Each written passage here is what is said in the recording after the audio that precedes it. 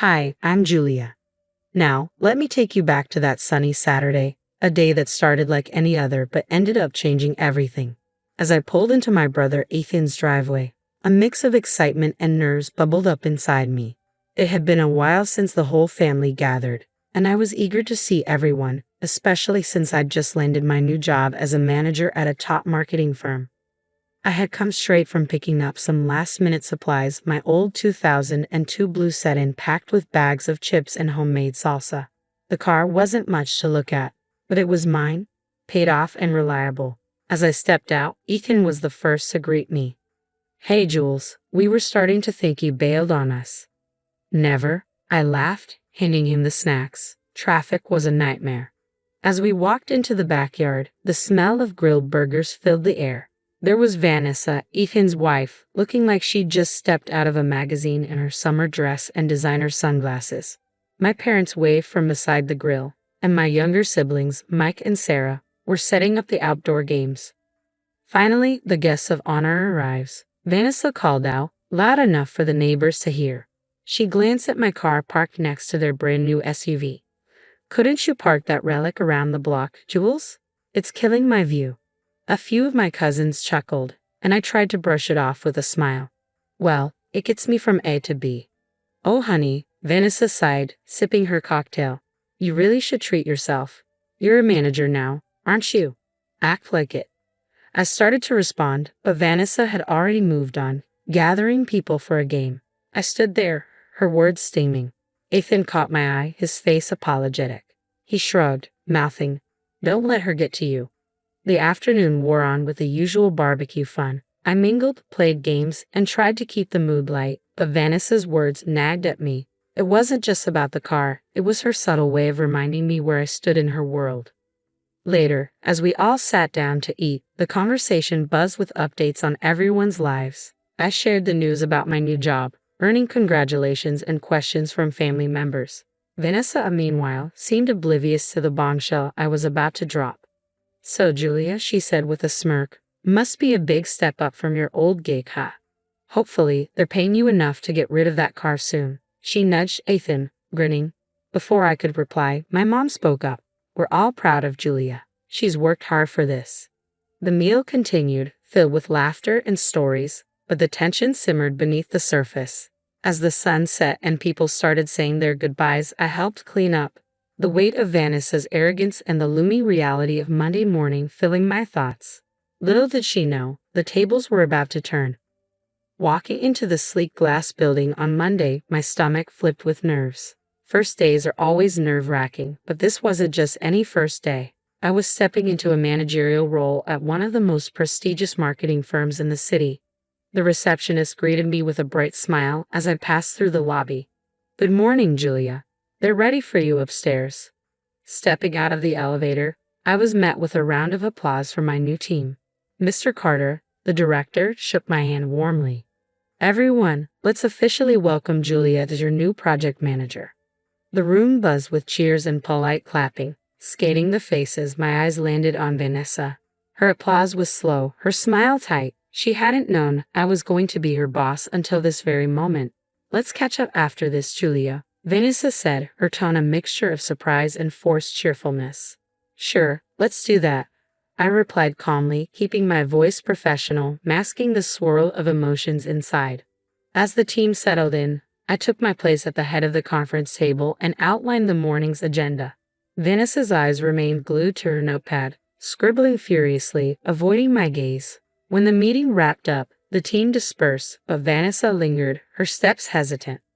"Julia, about the barbecue. I hope there are no hard feelings," she said softly, her voice a stark contrast to her usual boldness. "Vanessa, let's keep our focus on work. Personal matters stay outside these walls," I replied, offering her a polite but distant smile. "Of course, you're right," she nodded, her eyes darting away, unable to fully mask her unease. Over the next few days, I dove deep into project files and performance reports. Vanessa's work stood out, though not for good reasons. There were discrepancies in her project timelines and budget allocations that didn't add up. During our one-on-one meetings, I addressed them head-on. "Vanessa, I've noticed some discrepancies in the Smith account. Can you walk me through your process here?" Sure, I mean, it's probably just minor oversights. You know how it goes with deadlines and all. She laughed nervously, fidgeting with her pen. Minor or not, accuracy is crucial. We can't afford these slips, especially with high-profile clients. Let's go over this together, shall we? My tone was firm, leaving no room for excuses. Yes, absolutely, she replied, her fingers trembling slightly as she tapped on her keyboard. It quickly became clear that Vanessa had been cutting corners, her work just barely skimming acceptable standards. Each session with her revealed more gaps, and I documented everything meticulously, preparing for the inevitable. Vanessa, based on these reviews, I see a pattern of oversight that we need to correct immediately, I stated during our next meeting, laying out the discrepancies. I understand, Julia. I'll tighten things up. Thanks for pointing these out, she replied, her voice a mix of gratitude and discomfort. I nodded. Let's ensure it doesn't continue. Our clients and our team rely on our diligence. As she left my office, the weight of her situation seemed to settle on her shoulders. For me, it was about protecting the integrity of our work, but I couldn't deny the faintest twinge of satisfaction knowing that in its own way, justice was being served. The following Monday, I arrived early, feeling the heightened stakes, not just for me, but for Vanessa too. I could sense the pressure on her as she approached my office, clutching her oversized designer bag and a stack of files, her heels clicking against the polished floor. Got a minute? I beckoned her in, my tone purposeful. Sure thing, she replied, smoothing her blouse as she sat down. I'm putting you in charge of the Henderson project. It's small but crucial. Think of this as an opportunity to really showcase your skills. Explained, laying out the project details in front of her.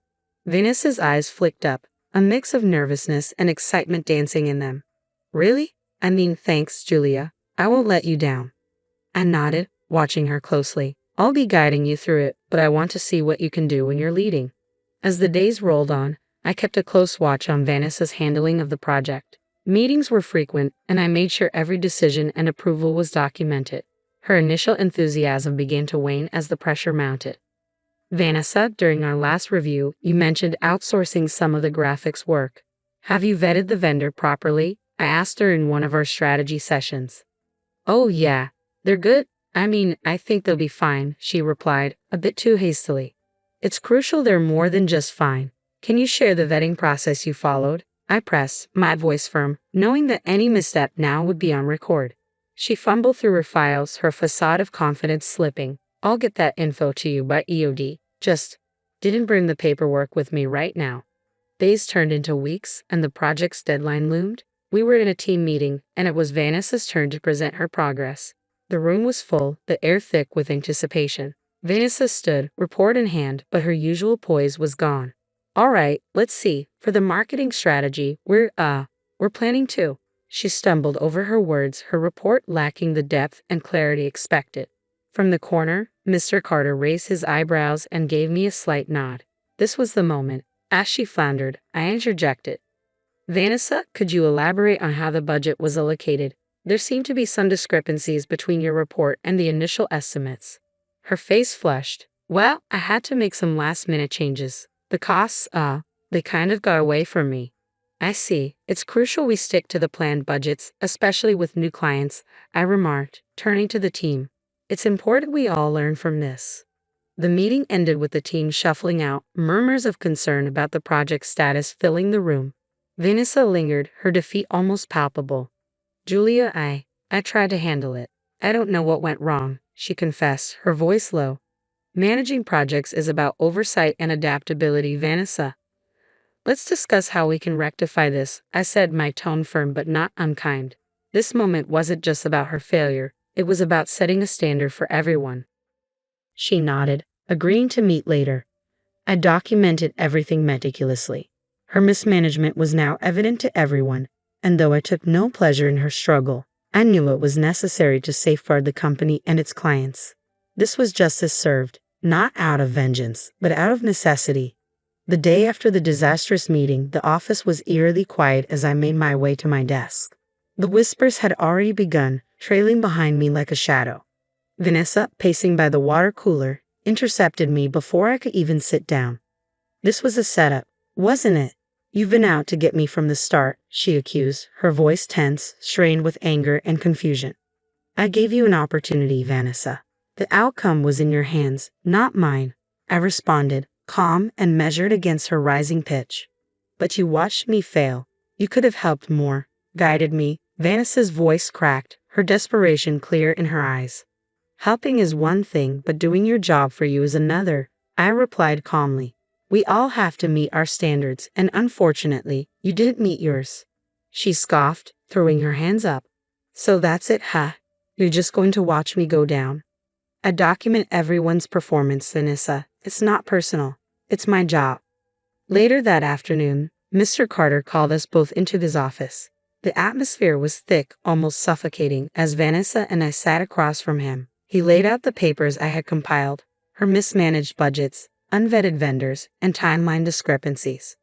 After reviewing the evidence and considering Julia's observations, we decided it's best for the company that we part ways with you, Vanessa, Mr. Carter said.